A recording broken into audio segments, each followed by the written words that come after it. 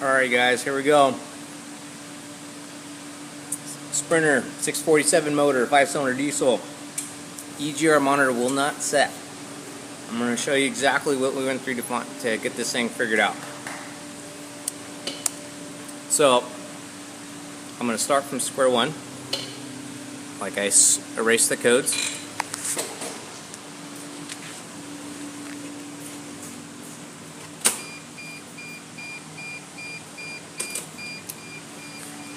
Okay. When that does that, you're basically resetting all the adaptation data in the car. So there's only 3 monitors that set. One's like fuel, misfire, and EGR.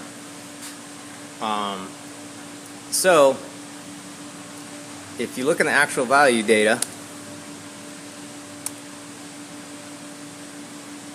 when you start the vehicle, your air mass value is going to stay at 0. Let's get this thing running.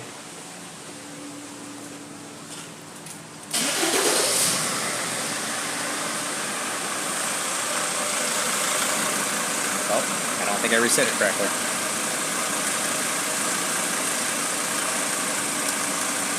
There we go. Actually, that's the mimic data. Some of the, depending on the SDS you have, will show 0 or a data stream like that. What we actually had to do is backdoor this thing.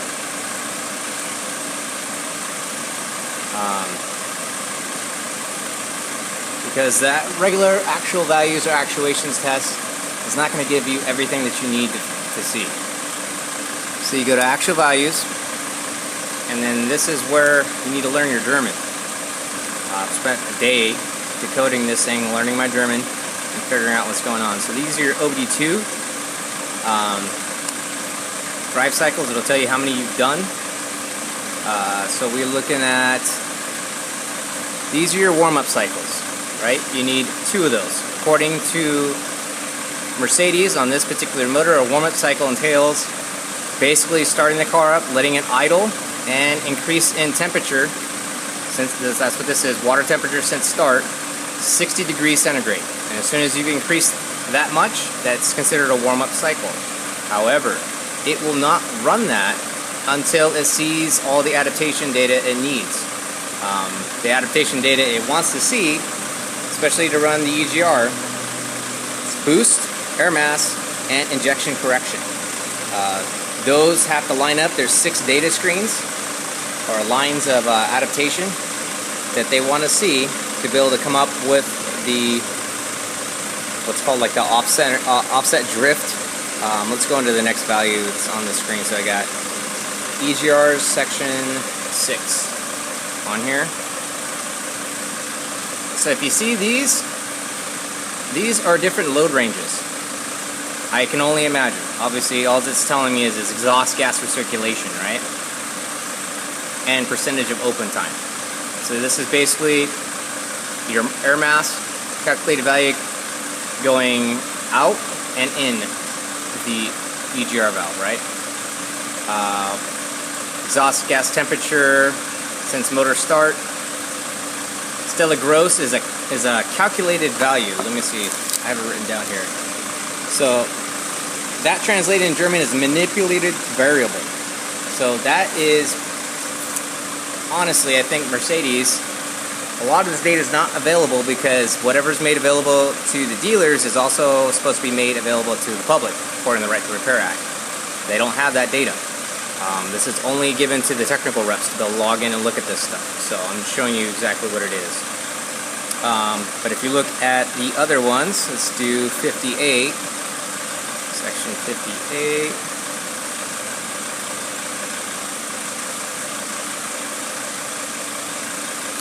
So that is boost, is it boost pressure regulator? Stella gross, which is the manipulated value, right? And it's looking at these. These are all load ranges and adaptation. All that stuff. Sorry, I just got chimed in on a microphone. So those are those. Like I said, these are all adaptations that want to be seen. Let's go to the next one, 62. Roof mass, air mass sensor. That's the right value. So these are all obviously adaptations right here.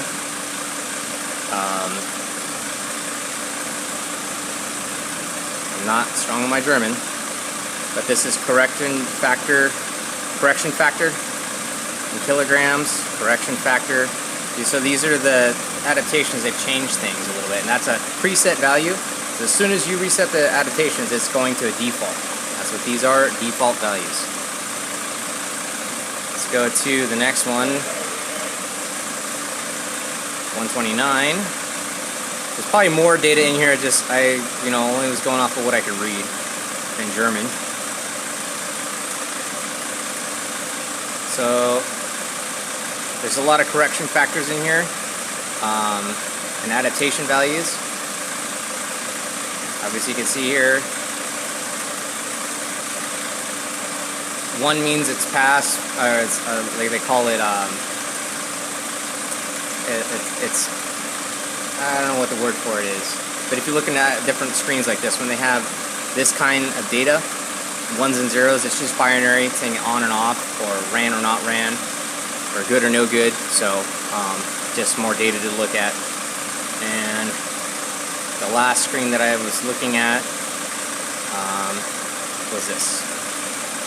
So this is your cylinder correction, injection, the volume. So you have obviously the different, either this is load ranges because it's not specific to each cylinder, this must be a load range in which it's running, or potentially this is each cylinder because there's only 5 instead of 6.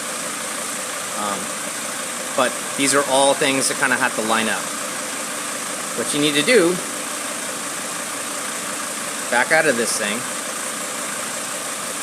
we're going to go into actuations, complete list, index of actuations. We're going to go all the way down. So there's reset procedures and stuff like that, diagnostic stuff. Some of this stuff is not equipped, but they have the options in there. So what you want to actually do is these 5. It all has to do with air mass sensor and then the drift compensation. So you would go into here and you put a value in, like what I was doing was 0.00187, right? F3, and it did it, took it. It did that one.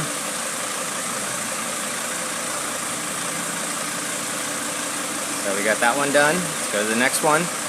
These are all different lines on the adaptation. 00187. It's a small enough number. Obviously it will affect the car. I didn't notice a huge difference in it. It took that one. Result 1. Took that one. Okay.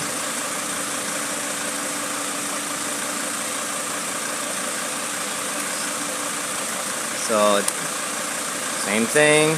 0.00187. I just pulled this data off a known good one. That's why I'm putting this in there. That's where I got that number from. Took a good sprinter. EGR monitor was passed. Pulled that data out of it, and I am just throwing it into here, just to give it something to go off of, because without that number, it will do nothing. Unless that number it's ran all those adaptations and came up with that number, your monitor will not run ever. To find the specific ranges it wants to see and be able to run them on a dyno, which I've tried, it's near impossible.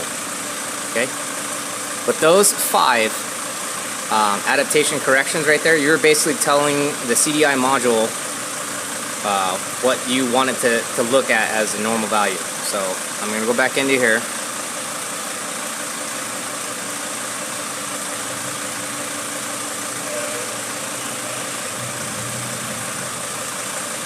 Actual values. Complete list. And then we're going to go back into the OBD2. OBD2. Right there. From that point forward, you should start seeing that your car is running the warm-up cycles. Like I said before, you're going to need to see a 60 degrees centigrade change from startup for it to complete one warm-up cycle. But after those adaptations are in there, it'll start running it. That's the only thing I really had to do, and it was working just fine. Let's see if anything has changed in the... Oh, still the same. So, but that's what I did to get it to go. Let me know if this helps you. Thanks.